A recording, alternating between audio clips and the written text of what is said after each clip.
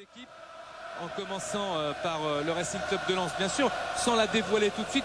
On a dit tout à l'heure, jouer l'attaque à fond. Il y aura des hommes en forme comme Utaka, comme Morera, comme Corridon, pour donner un petit peu d'invention et de technique à ce match. Oui, mais il ne faudra pas tout confondre, hein. C'est ça la difficulté. On sait que le Milan est costaud, est fort, même si ce sont des joueurs qui ne jouent pas tout le temps. Et Lens devra être patient, technique et percutant. Percutant pour le Racing Club de Lens et pour le Milan AC. Les remplaçants du jour ont quelque chose à faire. Ils doivent gagner leur place. Ils doivent un petit peu montrer à leur entraîneur de quoi ils sont capables. Est-ce que c'est pas à la limite un danger, ces remplaçants? C'est un grand danger pour cette équipe lensoise. On n'a pas l'impression que c'est le Grand Milan, mais là, il y a des joueurs de qualité, des joueurs qui ont de l'expérience, des joueurs qui ont envie de conquérir une place. Donc, un Milan très dangereux.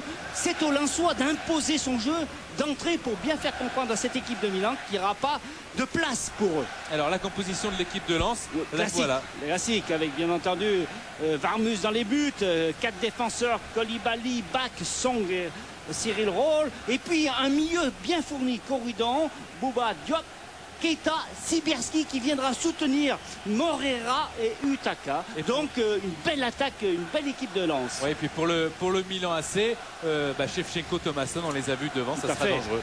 Et puis une équipe qui est très plein d'expérience, qui sait calculer, qui sait accélérer, qui sait percuter. Donc avec un Maldini qu'on a parlé tout à l'heure, qui est capable d'encenser cette équipe-là. Donc à Lens, tout de suite d'être présent dès la première minute dans ce match-là. Voilà les remplaçants avec Itan, le gardien lensois, Pedron. Oui, Thierry. Tenez, juste peut-être question à Philippe. L'envoi sera donné par l'arbitre britannique, monsieur Graham Barber, que Giovanni Trapattoni connaît bien, puisque c'est lui qui officiait lors de son premier match en sélection Hongrie-Italie. Score 2-2. Et puis il avait arbitré Bordeaux-Willem 2, victoire des Bordelais 3-2 en septembre 99 en Coupe d'Europe. C'est parti pour le Milan AC avec le premier ballon de Pirlo. Directement sur le côté. C'est le centre vers Serginho qui traînait. La récupération, c'est Ambrosini qui a laissé ce ballon à Maldini. Paolo Maldini qui retrouve son poste de latéral gauche. Alors que, de manière classique, lorsque Ancelotti a tous ses hommes, il est aux côtés d'Alessandro Nesta qui lui se repose à Milan puisqu'il a joué au moins 15 matchs en 40 jours. Ça faisait beaucoup. Et Nesta, qui a été un petit peu moins bon à Chievo Vérone, est au repos. Attention maintenant à ce match et au rythme que les Lensois doivent imprimer à ce match en étant... Roll.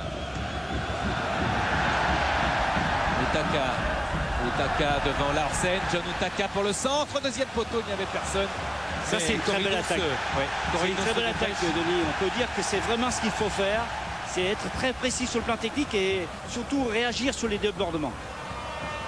Récupération encore lensoise avec Keita, Morera, Corridon, Keita, Sibierski dans la surface de réparation et le réflexe d'Abiati pour repousser cet assaut lensois exceptionnel. C'est fait de vitesse, c'est fait de qualité.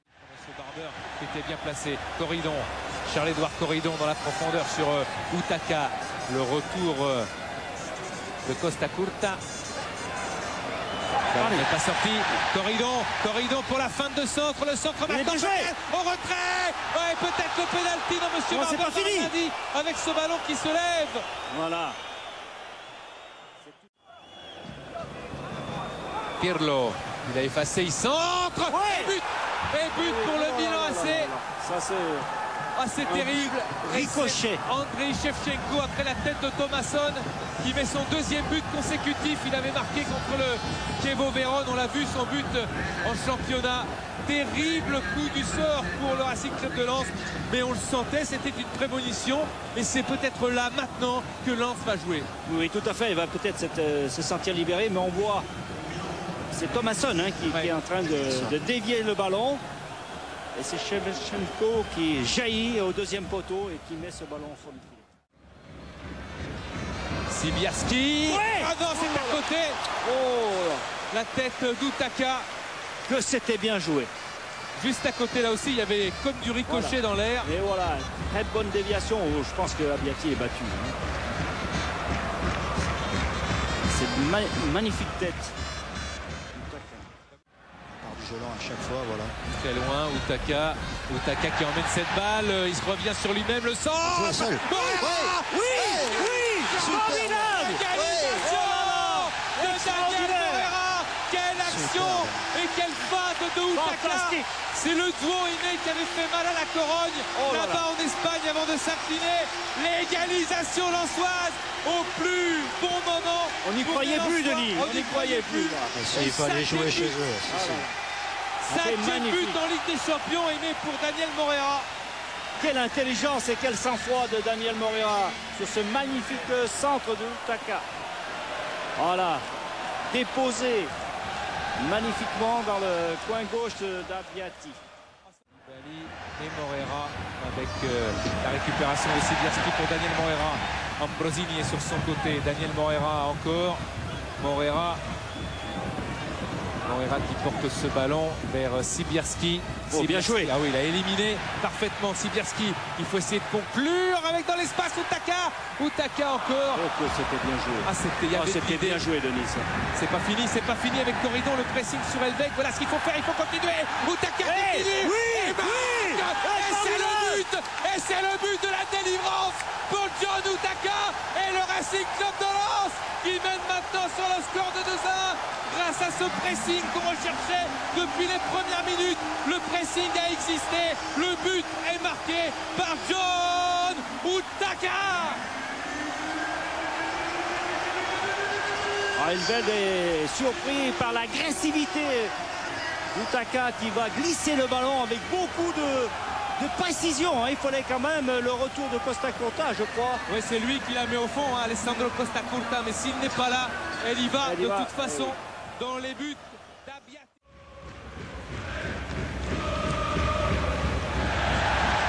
Utaka. Allez, Utaka. Utaka dans la surface, le centre. Oh, c'est pas tombé dans les pieds de Moreira. Il y avait Larsen.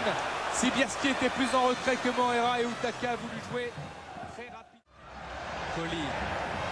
Moreira.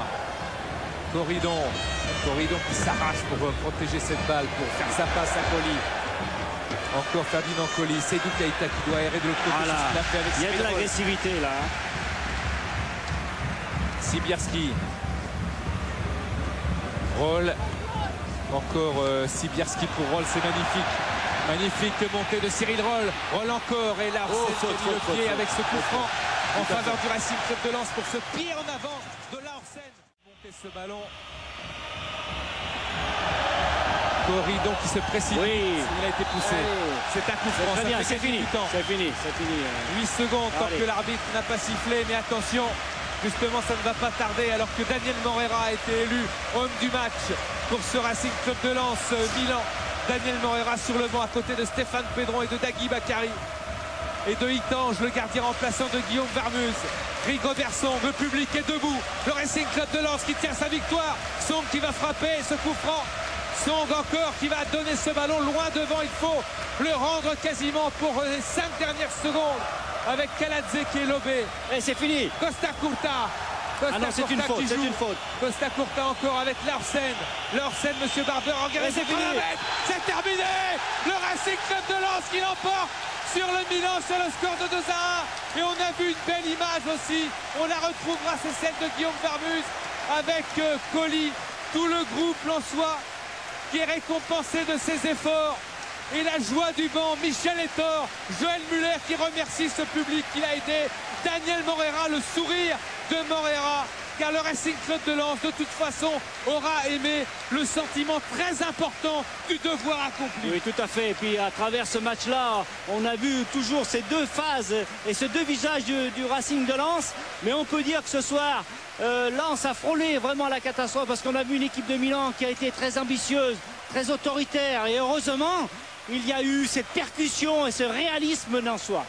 Surtout en deuxième période, Laurent Paganelli ne doit pas être loin de quelques Lensois, mais pour cela, il faudrait qu'il regagne les vestiaires.